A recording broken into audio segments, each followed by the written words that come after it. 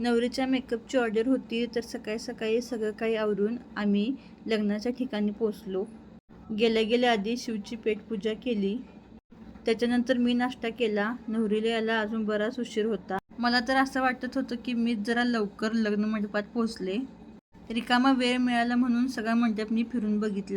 मंडपाच्या मधोमध आपल्या महाराजांची मूर्ती होती. महाराजांचा मी आशीर्वाद घेतला आणि नवरीची वाट बघत बसले. फायनली एकदाची नवरी आली आणि माझ्या कामाला सुरुवात झाली.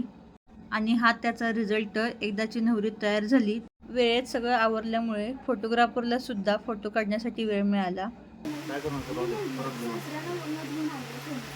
सगळं आवरून नवरीची डोली निघाली लग्न मंडपाकडे. त्याच्यानंतर माझ्या मेकअपच्या सगळ्या सामानाचा झालेला पसारा आवरून मी ही लग्न मंडपाकडे निघाले. एकदाच्या लग्नाच्या अक्षता पडल्या.